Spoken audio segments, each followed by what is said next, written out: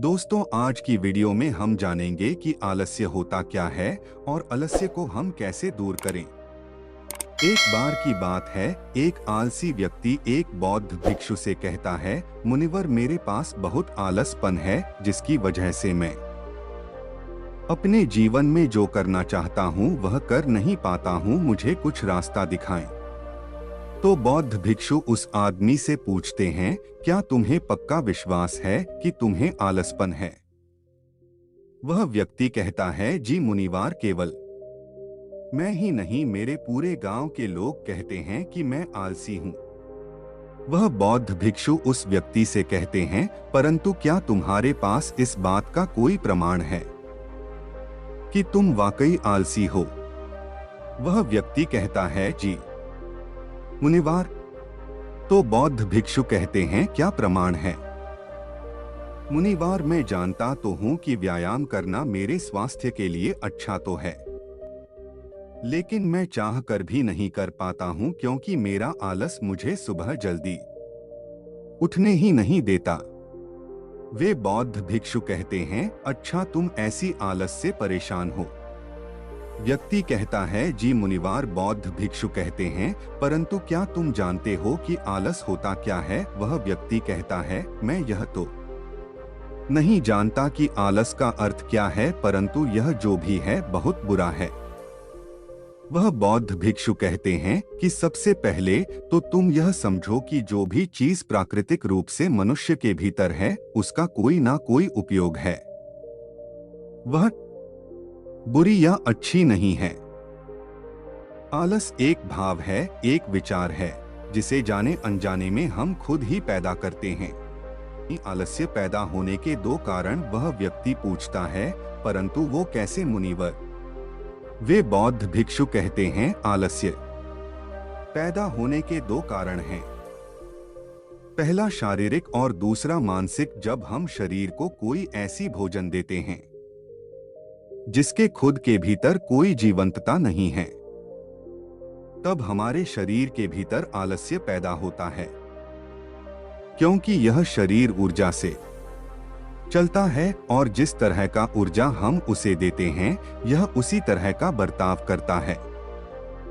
शरीर के भीतर हमारे अंदर आलस्य का दूसरा कारण है गलत तरह से बैठना, गलत तरह से सोना और गलत तरह से चलना। हम इस बात पर कभी ध्यान नहीं देते कि हमारे बैठने, लेटने और सोने की स्थिति भी सही भी है या नहीं। अगर तुम तथागत बुद्ध को देखोगे तब तुम पाओगे कि जब वह बैठते हैं तो उनके रीढ़ की हड्डी बिल्कुल सीधी होती है। जब वो होते हैं उनके शरीर के किसी भी अंग में कोई दबाव नहीं होता, और वे जब चलते हैं उनके दोनों कदमों के बीच एक ताल में नजर आता है।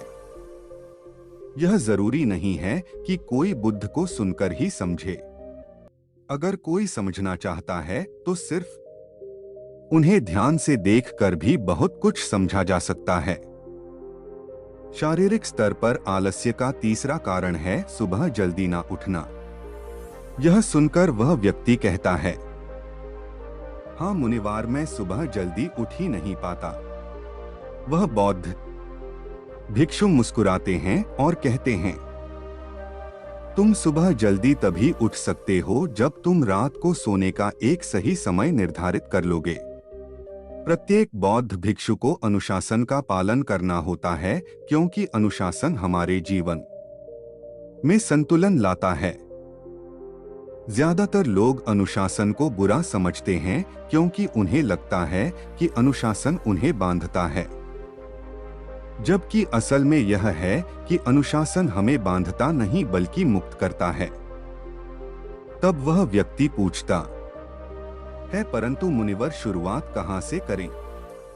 सही तरह से भोजन करने से, सही तरह से बैठने, लेटने या चलने से, या सुबह जल्दी उठने से? वह बौद्ध भिक्षु कहते हैं, शुरुआत अभी से करो। जो भी तुम इस समय कर रहे हो उसे ध्यान से करो। पहले तुम मन के स्तर पर आलस्य को समझो। वैसे ज्यादा स्थितियों में मन शरीर के कारण आलस्य पैदा करता है। तीसरा कारण है मन का स्पष्ट ना होना। मानसिक आलस्य का पहला कारण है हमारे पुराने गलत विश्वास। हमें लगता है कि हम पिछली बार भी नहीं कर पाए थे, इसलिए इस बार भी हमसे नहीं होगा। हम इस बात को नहीं देखते हैं कि इस बार और पिछली बार में बहुत अंतर है। अब हम मानसिक तौर पर वह नहीं है जो पहले थे। अब सब कुछ बदल चुका है। जब हम अपने आप को काबिल नहीं समझते तब आलस हम पर हावी हो जाता है। दूसरा कारण है छोटी लोग वाले और आलसी लोगों का साथ देना। कभी कभी ऐसा होता है कि आलस्य हमारे भीतर नहीं होता, परंतु दूसरों लोगों से वह हमारे भीतर आ जाता है। ऐसा इसलिए होता है क्योंकि हम आलसी लोगों की संगति करते हैं। वह व्यक्ति कहता है कि जी मुनिवर, ये एकदम सत्य है, यह बात तो मैंने भी अनुभव की है। वह बौद्ध भिक्षु कहते हैं तीसरा कारण है मन का स्पष्ट ना होना। मान लो तुम एक वन में खो गए हो और शाम होने वाली है, तुम्हें यह नहीं पता कि तुम्हारा घर किस दिशा में है, तो क्या ऐसी स्थिति में तुम आलसी बनकर लेट जाओगे या फिर अपने घर की तलाश में निकल पड़ोगे? मनुष्य को आलस तभी पकड़ता है जब वह व्यक्ति कहता है कि मैं घर की तलाश में निकल पड़ूंगा। तब वो बौद्ध भिक्षु कहते हैं कि अगर खूब प्रयास करने के बाद भी तुम्हें तुम्हारे घर का रास्ता नहीं मिला तब तुम क्या करोगे? वह व्यक्ति कहता है मैं फिर भी तलाश में लगा रहूंगा, क्योंकि मेरे पास उसके अलावा और कोई विकल्प ही नहीं होगा। वह बौद्ध भिक्षु कहते हैं मनुष्य को आलस तभी पकड़ता है जब उसके पास कई विकल्प होते हैं। अगर किसी के पास सिर्फ एक ही विकल्प है तो उसका मन पूरी तरह से स्पष्ट होगा। अगर तुम अभी व्यायाम नहीं कर पा रहे हो तो उसका कारण तुम्हारे नजर का स्पष्ट नहीं होना है। तुम अभी भविष्य में होने वाले रोगों को नहीं देख पा रहे हो। तुम अभी उन रोगों से होने वाली पीड़ा को महसूस नहीं कर पा रहे हो। वह बौद्ध भिक्षु आगे कहते हैं कि आलस्य का चौथा मानसिक कारण है किसी काम को करने की कोई वजह ना होना। मान लो तुम एक रास्ते से कहीं जा रहे हो और बहुत देर तक चलते चलते तुम कहीं थक जाते हो। आलस्य का सारा खेल समझ में आ गया। अब तुम्हारा और चलने का मन नहीं कर रहा है। तुम्हें आलस्य आ रहा है, तभी तुम वहां देखते हो कि एक शेर तुम्हारे पीछे चला आ रहा है। तो क्या ऐसी परिस्थिति में भी तुम अपने आलस्य को लेकर वहां रुके रहोगे? नहीं ना। तो इस बात को समझो, आलस्य तुम्हें उसी काम को करने से रोकता है जिसे करने की कोई बड़ी वजह ना हो। वह व्यक्ति करता है धन्यवाद मुनिवर, अब मुझे आलस्य का सारा खेल समझ में आ गया। वह बौद्ध भिक्षु कहते हैं मेरी एक बात हमेशा याद रखना, जहां अस्पष्टता है या कुछ करने की बड़ी वजह है वहां आलस्य हो ही नहीं सकता।